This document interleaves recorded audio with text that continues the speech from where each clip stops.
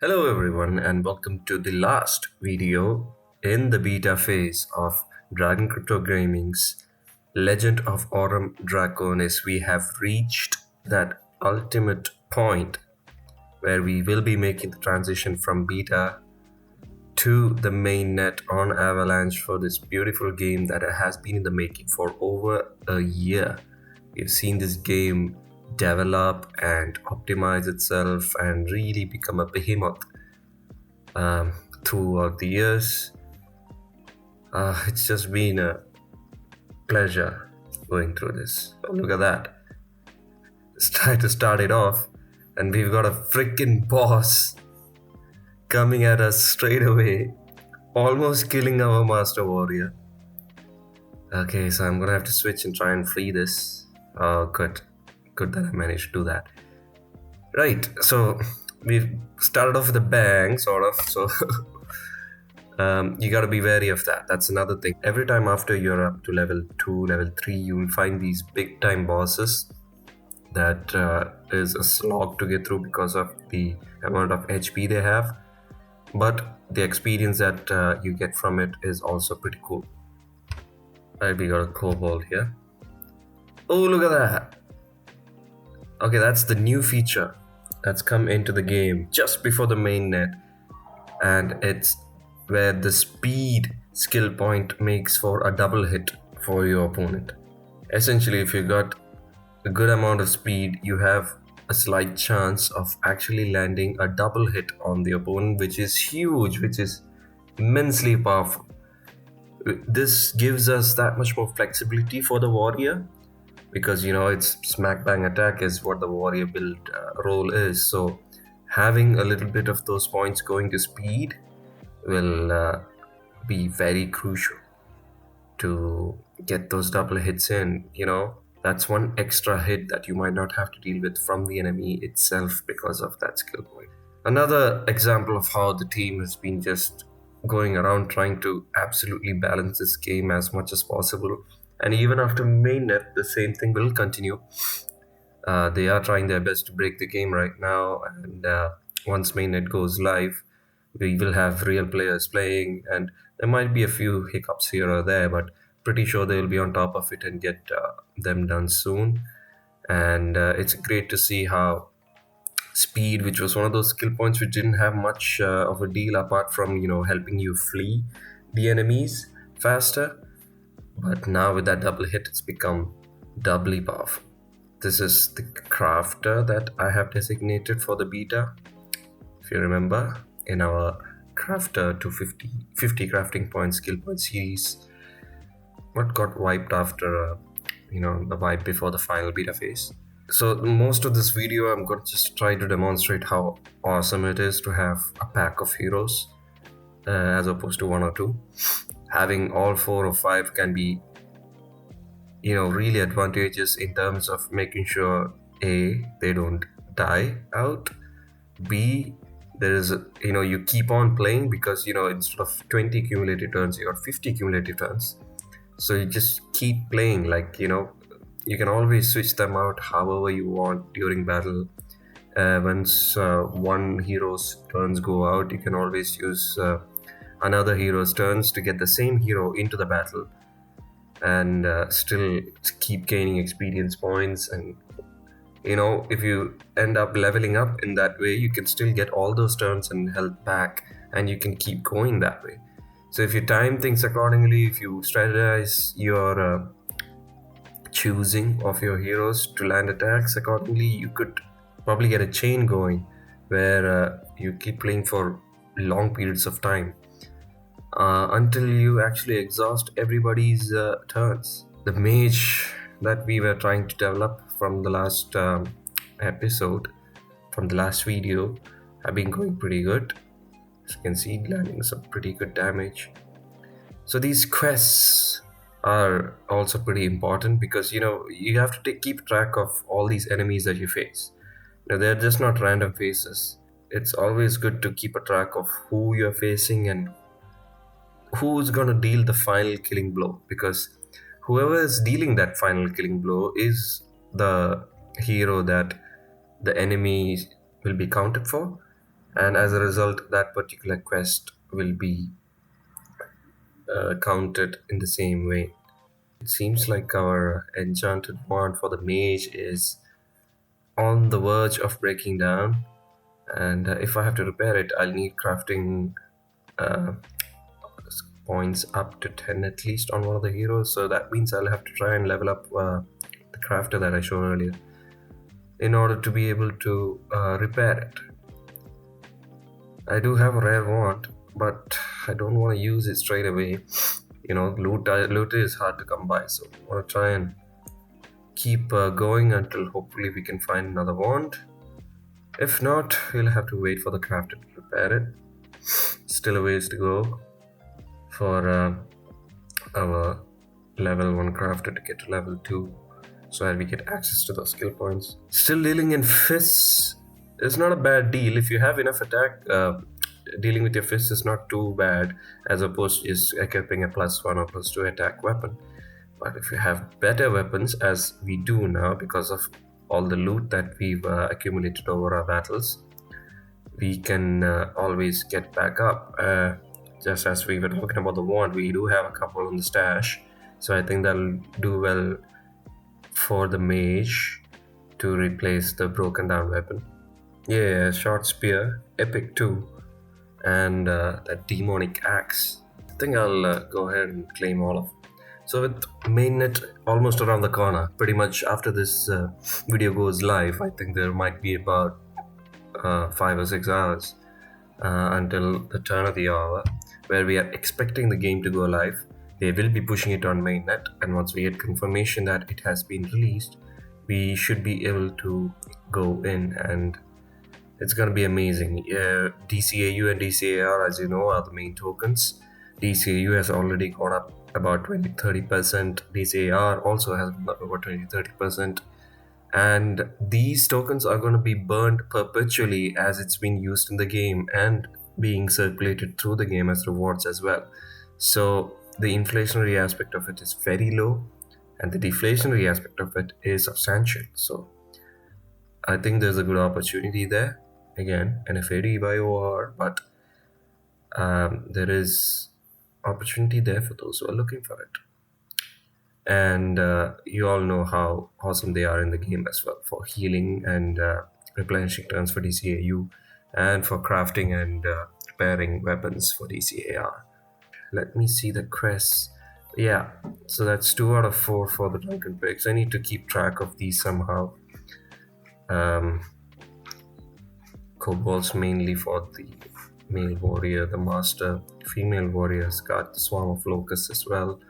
Let's see how the demonic axe works. Well, for the level 1 it should be straightforward. Now that's very good loot right there. Rare enchanted sword. Right, the demonic axe is doing well. +7 attack has given me about 120 to 150 damage, which is super cool. This is another way of playing the game with multiple heroes, where you start off with a level 2 and then switch to a level 1 to try and get some hits in from her, mainly to be able to increase XP as fast as possible, because level 1 enemies only give you +8 experience per battle, and that's going to be a guide because you do need to get 125 XP. We are talking about 15 to 16 battles. If you match up your lower levels against the higher levels, you should be able to get through XP that much more faster. We've covered all this in the previous videos, of course, but seeing it in action like this, where we are just literally just switching between heroes one after the other, just going for it.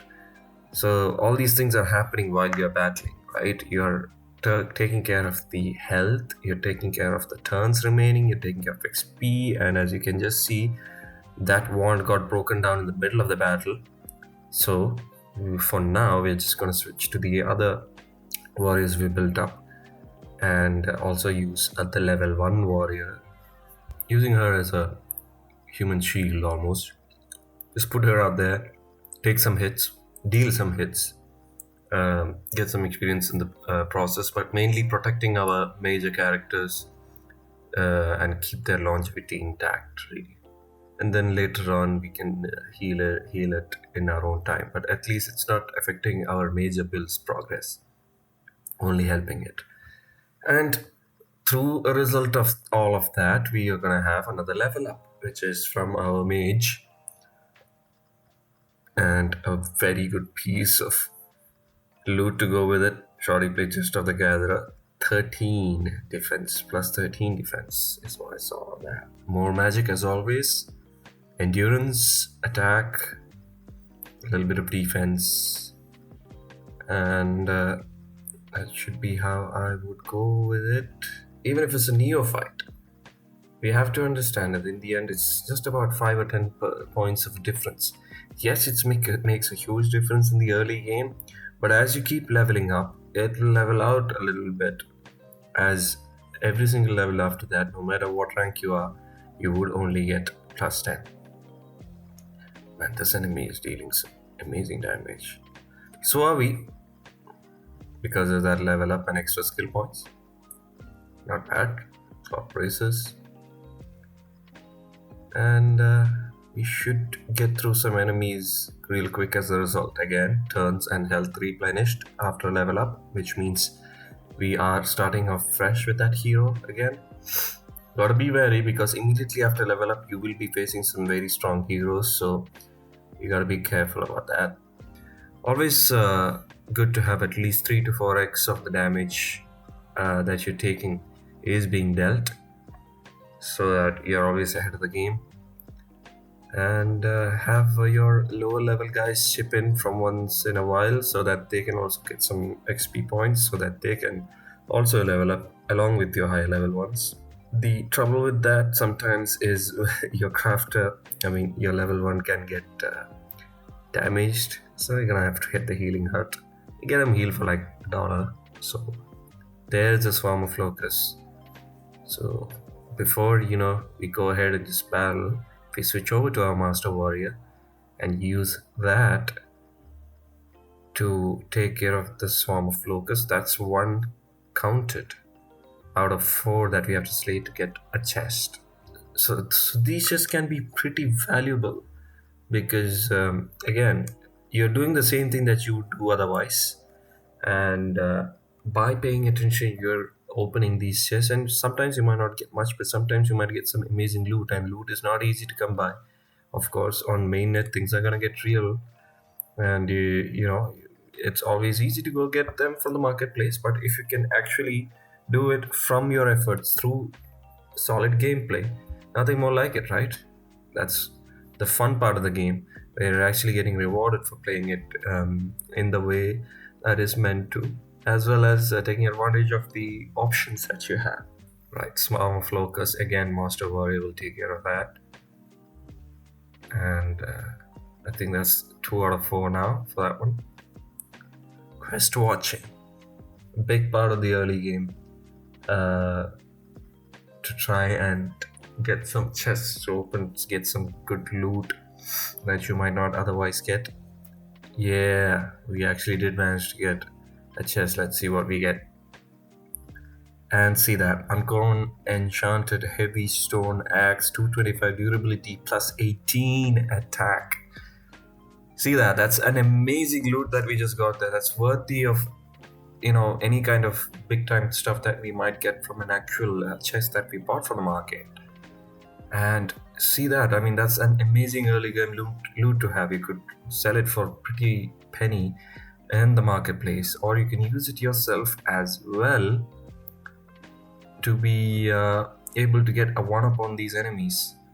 And it's got enough durability to last a good amount of battles as well. So just paying attention to the quest, just paying attention to the kind of enemies you're slaying, and just paying attention to whoever kills that enemy, whoever deals the final blow, has got us a pretty good loot that we otherwise wouldn't have gotten if we weren't paying attention. So that's a very powerful aspect of the game that we have to consider, and a very good way of gamifying your battles, and a good advantage of having so many heroes as well. Take the most less damage possible, deal the most damage possible, and get through another level for number 826. That's our crafter right here. And see that she was out of turns. But because we were playing with multiple heroes, we used others' turns to keep her going and keep her XP ticking over. And once she got to level 2, now she has all her turns back, all her health back. And we also got the extra points to get her to crafting 10, some endurance, some attack, some defense as always. And we can keep going with this hero now. So it's a cycle, it's a chain, as I told earlier, where you know, keep going with a mix of all heroes. So now I'm just gonna go ahead and give all our heroes all these new loot that we just got.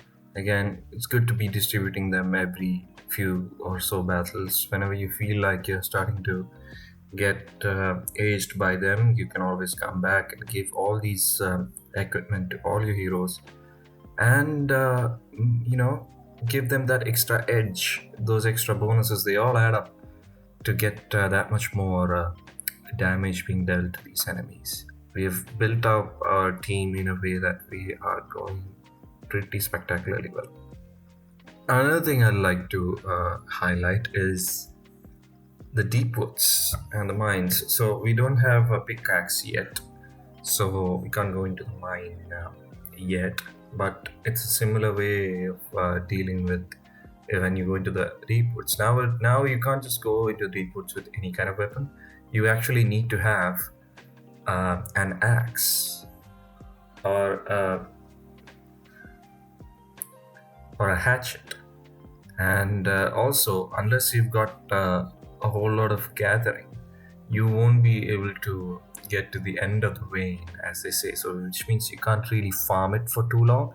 You only will be able to farm it for a little while, and the experience points you get are also reduced drastically. So in an earlier video I had told about how you could use this XP farming kind of to level up really fast for your crafter, but that is a little bit more harder now.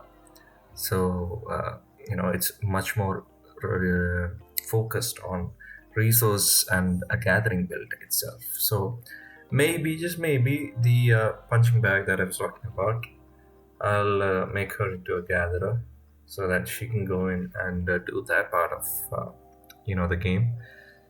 Again, just give some kind of specialization to everyone so that you can excel in almost all the aspects of the game, putting yourself in a good position to keep earning. Right, so Master Warrior is down on turns, down on health. Usually you would go to the Wild Boar Inn and replenish them by paying DCAU for a room. But as you can see, the XP is very close to leveling up. So we are at 469 or 561. So we are about 80 or 90 experience off. I would say if we have more turns on other heroes who are maybe far away from leveling up, so it would be worth it to pay to get a room so that, you know, you have more turns to play with, and you can always switch to the Master Warrior and try and get her XP up to that 561 mark so that her health and turns get replenished automatically. So, you know, these are the small things that you have to, you know, focus on and try and see if you can get it done. And that's what I just did right now. This warrior is way away from leveling up, about 300 XP away, so decided to give him more the replenishment of turns and health, and use him and use him and his battles to get more XP for the Master Warrior by switching to her. I'm gonna try and do that right now. Soften the lurker up with my warrior and his demonic axe. Switch just when it's time to give a one hit so that we don't lose any health. So no health gone, no turn gone, but XP in the bag. That is the goal right now. So this one is dealing a lot more damage. So maybe switch to the mage, soften him up more, because because of that extra amount of damage we are taking. Mage is also low on health. Ooh, almost worked. Almost worked. Just one. Damn it. But XP nonetheless, so we are very close. I think I can't escape it much more. I will have to use a potion to have some kind of leeway if the enemies are going to start getting stronger. Yeah, that's pretty good. One shot, 32 XP in one go. Again, our method is working pretty well. There's a kobold from level 1 that just unfortunately found its way on in front of our warrior. Helped us get a quest done and also got us a blueprint for shoddy cloth leggings. So that's leggings we can make anytime we want. Demonic axe again, taking care of that level 1 real quick. Getting through the XP bar here too. Found a string chest, not in the mood to look for that right now. Alright, soften this queue to crypto trader up. And use her to deal a couple big time blows with a stone axe. And we have done it. Level 3 for our master warrior, and health and turns replenished as well. This is the beauty, right? Being a warrior, there will be more attack and more endurance. And so there, I think we've demonstrated enough all kinds of ways of playing the game with multiple heroes, quest watching, switching heroes, switching weapons, using level ups to replenish, keeping the longevity going. Just see another chest there. We didn't get much from it, but sometimes we do, sometimes we don't. And literally we didn't have anybody dying in all the games, all this time that we've been playing this game. That's pretty awesome. So this is another feature that we never really got to test particularly. I think this is coming much later during the mainnet. It's the grounds pack, where you can purchase bonds with DCAU. It's sort of like staking DCAU so that we can claim DCAR rewards. This might change a little later on. We are not exactly sure how this particular feature is going to work out, but it's going to be pretty powerful later on in terms of being a token sink, as well as preserving the tokenomics of both these tokens. And that's about it. We are at the end of this massive video. It's been a pleasure really testing beta, putting out all this content. And I really can't wait for Mainnet to release tomorrow. Real stakes, real rewards on Avalanche. And see you on the next one. Until then, Jika out.